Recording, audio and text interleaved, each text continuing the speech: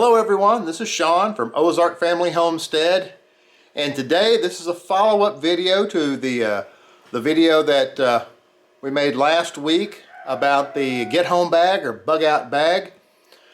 A lot of suggestions, a lot of things I forgot to mention as well. So today this is just we're going to go over a medical bag. I forgot to mention that we carry a medical bag in all of our vehicles as well, which of course goes right along with an emergency situation. So I'm going to show you what's in the medical bag that we always carry, discuss some other things that could be in your vehicle, and then I want to go over some fantastic suggestions and ideas that you, the viewers, had. A lot of comments. Didn't get as many views on my video as I was hoping, but we got way more comments than on most videos. So of those of you who did watch the video, you seem to be very actively involved, and I appreciate that, and a lot of great ideas, and I'm going to go over some of that later. But right now I want to show you what we do for a medical bag in our vehicles. You can get online, you can purchase bags that are hundreds of dollars that have all kinds of medical supplies in them, and you can go that route. That's the easier way to do it, but for far less money you can build your own bag. So I'm going to show you how we've built our own bags that we carry, and again, just like the other video, I'm going to show you what we carry, and if you've got suggestions for other things to put in the bag, please put that in the comments. Okay, here's a little bag that we use. First of all, do you like my table? We're here in the summer kitchen. I just put a piece of scrap plywood on top of a stack of insulation that we're putting up. Works great. Nice little makeshift table. So this is just a bag. I'm pretty sure we bought this bag at Dollar General. And most of the items in the bag are either from like Dollar General or Dollar Tree, maybe a few things from Walmart, but these are things that are very easy to find at your discount stores, retail stores. But I like this bag. It's compact. It's not too heavy, and there's a lot of little pockets on it. I think they actually sell this as like a cooler, maybe for lunches or something. But it works really great to put medical supplies on. So I'm going to go ahead and open it up and show you some of the things that are in this bag. Okay, so this is the little pocket up here at the front. This is what I have in that pocket. I have a small little folding lock blade knife. Can't have enough knives in an emergency situation to cut things. I've got an ink pen if I need to write something down, write down directions or give somebody a note. More little bitty rope. This little 25-foot rope y'all saw in my get home bag. We carry some rope, some work gloves, and also a safety vest. And I have that safety vest and the work gloves if there's an accident or something and broken glass, something I need to move.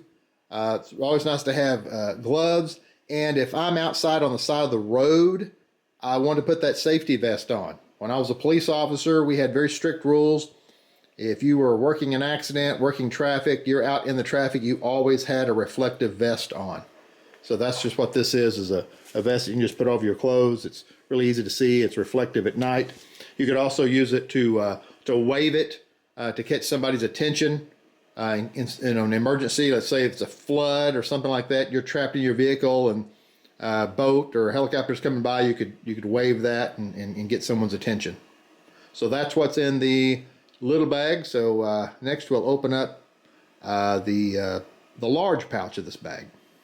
Now that I've got it opened up, I just want to show you how everything fits. I could actually put more things in that bag, so it's not even really that crowded. So once I spread all these things out, you can see I used about 75% of the bag to fit these items, so there's plenty of room to put more things. Okay, here are the items that I have inside that bag.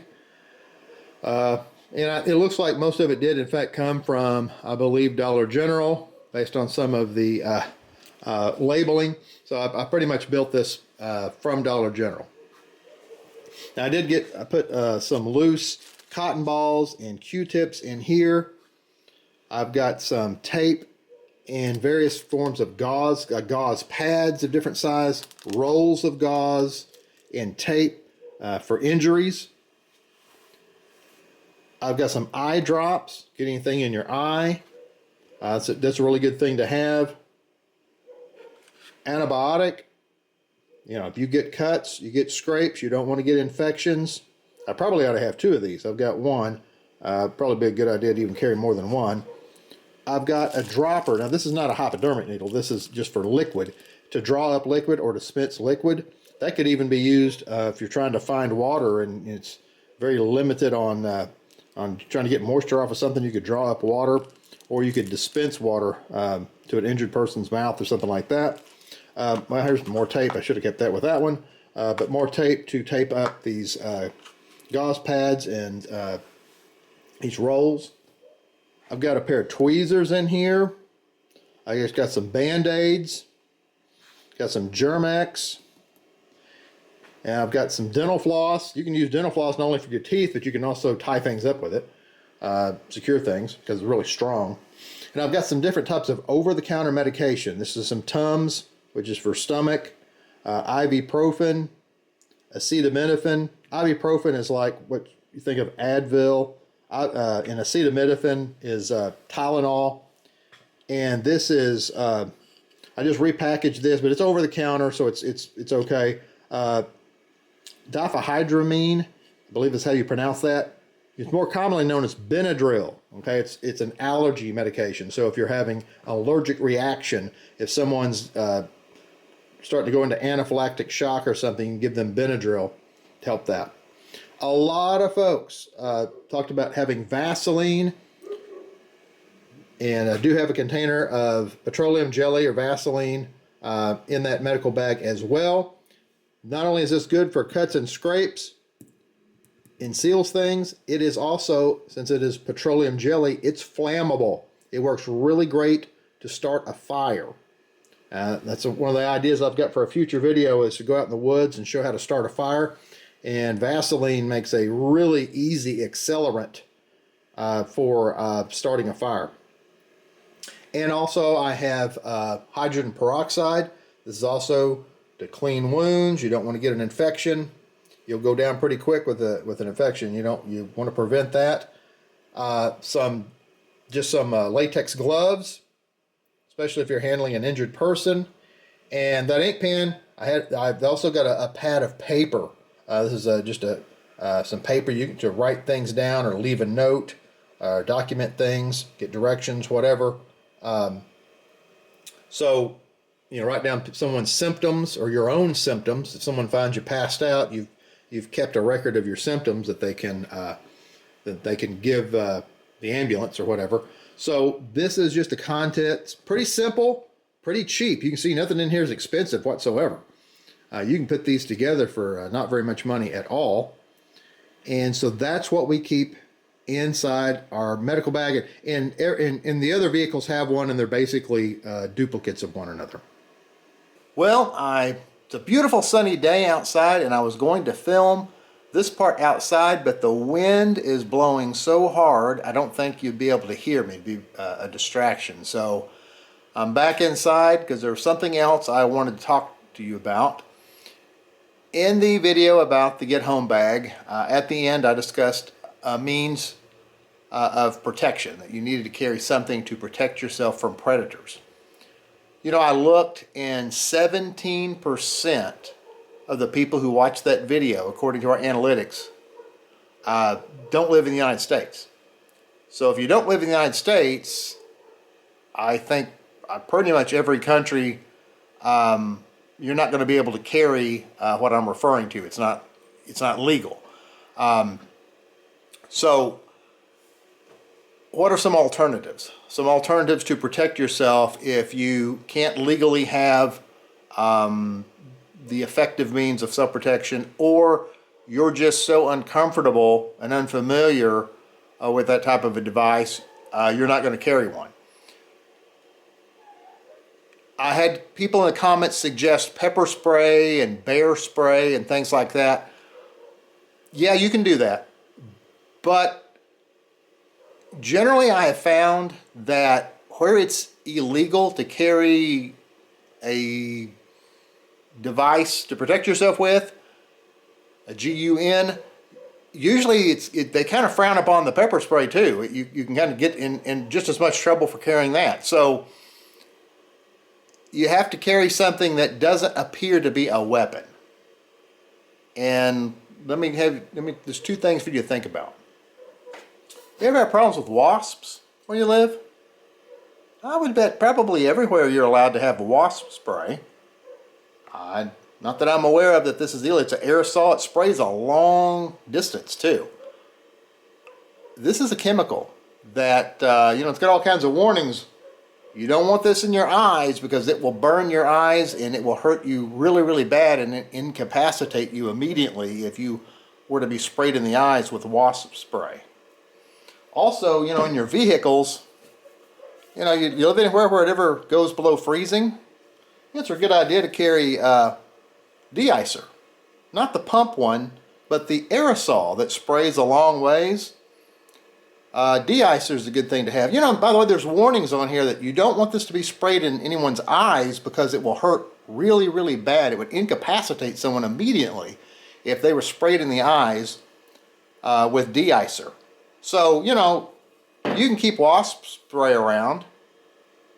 That should probably be legal and available everywhere you live. And so is de-icer. And it's reasonable to carry this in your vehicle. Why do you have that de-icer in your vehicle? Well, officer, if something, if my windshield's frozen or something like that, I want to be able to see out of my windshield to be safe. Okay, it's perfectly reasonable to carry this in your vehicle, okay? So, just some ideas that are out there for those of you who have some legal restrictions where you live, or you're not comfortable with the conventional means of self-protection. Something to consider. Well, I'm out here at the pond to talk about your comments and suggestions. I hope, I know the wind's blowing pretty good. I hope the wind isn't interfering too much with the audio. I do want to comment real quick, and this is just kind of life living out in the Ozarks. Last couple of days, dogs have been going crazy. We've been hearing large cat sounds, and even about an hour ago, heard a large cat sound. So about 30 or 40 yards from where I'm at, several years ago, found a dead carcass, half-eaten carcass of a deer slung over a tree limb about 7 or 8 foot in the air. Mountain lion's the only thing that can do that around here. So looks like we probably got a big cat roaming around right now, so I got to keep my eye out, make sure I'm okay. I've got a little friend with me here to make sure I'm okay.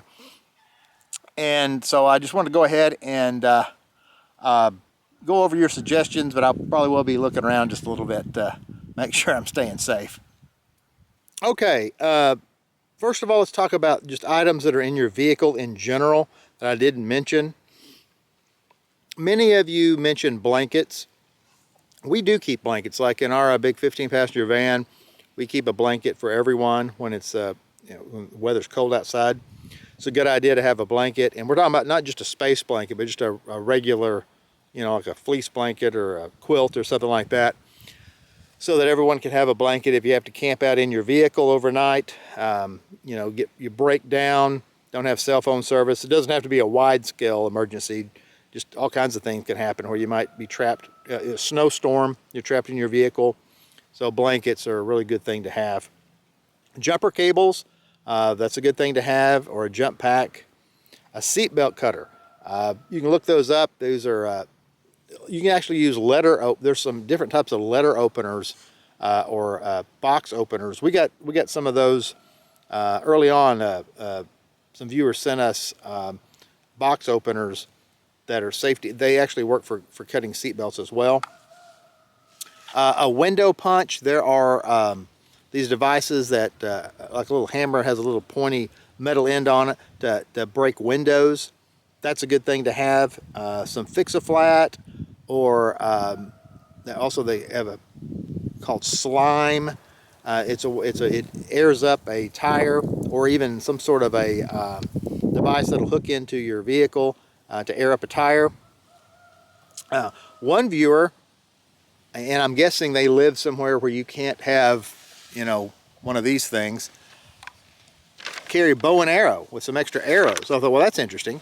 Bow and arrow, it tends to be more legal in most places, and you know, make sure you carry plenty of arrows with you if you're carrying that. The only thing is, if you're stationary, that's one thing. If you're heading to hike a long ways, I probably wouldn't want to carry a bow and a bunch of arrows with me, but better than nothing. Okay, so I'm in part of the property that we actually refer to as the Pines. It's near a big pond. So I'm going to go over some of these suggestions. I'm actually really close to where that deer carcass was found years ago. So if you're watching, if you see a mountain lion walk up behind me, please comment quickly, give me a heads up that it's on the way so it doesn't get me. Okay, so some of the things that people suggested. Women's hygiene products. So women's hygiene products, you know, being a man, I didn't think about that.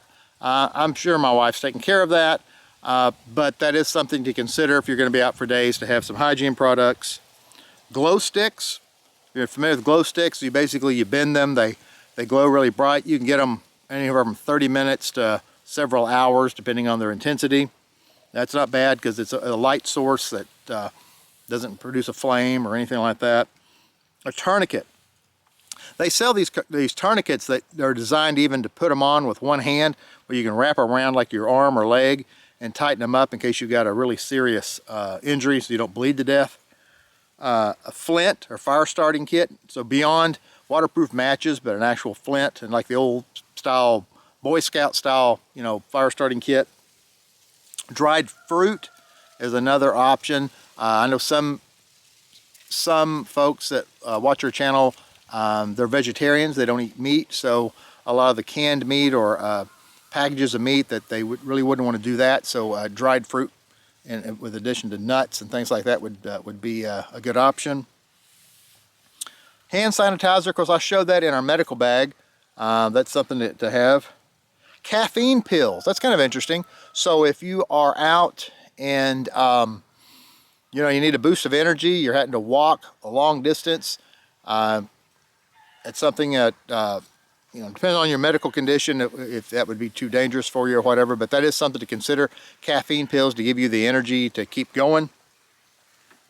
Look around, make sure there's no big cat coming up here. Duct tape. Several of you mentioned duct tape. That's something I'm going to add in. That's a really good idea, duct tape, to put things together. You can even use that on wounds, believe it or not. So there's all kinds of uses for duct tape. So repair a busted hose in your vehicle. There's all kinds of things that you can use a duct tape for. Some people suggested, a couple of people, a Bible or a small little Bible. You know, for those of you who are of the faith, you know, that would be something to consider, especially if times are hard and you're under a lot of stress. Maybe that would provide, you know, stress relief for you. A hoodie, a belt, like a toboggan or you know, insulated hat, keep your head warm.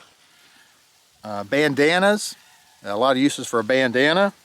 Long johns, thermal underwear, heated socks, or some of the other suggestions. It'd be a good idea, especially if you're in areas where it gets cold. Another thing that people commented about my my go bag was where I had those tarps in there, and the tarps are kind of heavy. They do add a little bit of weight. Just, they said, how about more space blankets instead of the tarps? Now, space blankets aren't going to be as strong and sturdy as a tarp, but it is a way to lighten it up. Space blankets are a lot lighter than a tarp. A deck of cards. A deck of cards for boredom, or you could also use the deck of cards to start a fire, okay, as an accelerant. A crank flashlight. You know, you just crank it up, wind it up.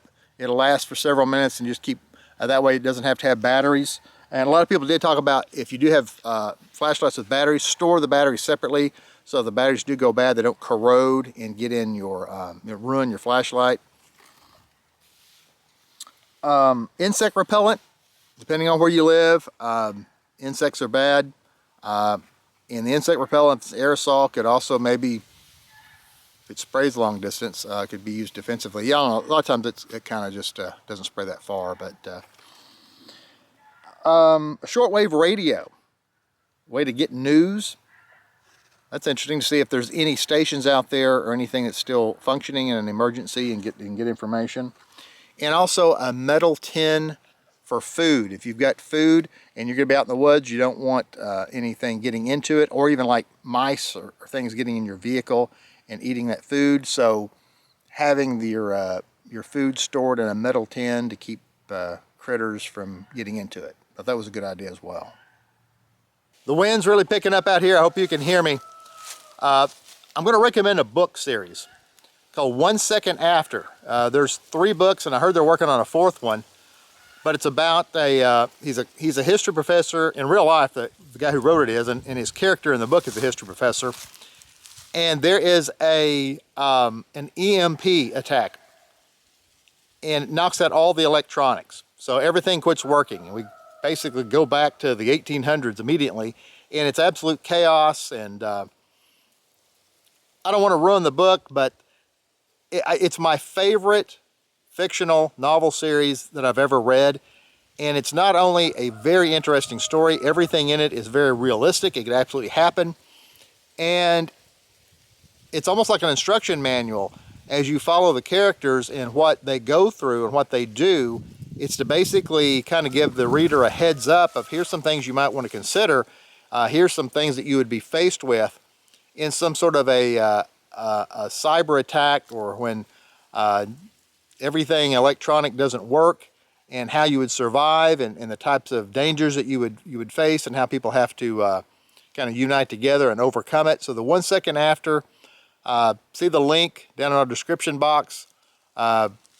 Highly recommend that book series. Like I said, probably my favorite fictional novel series, and there is a lot to learn, a lot to think about after reading those books.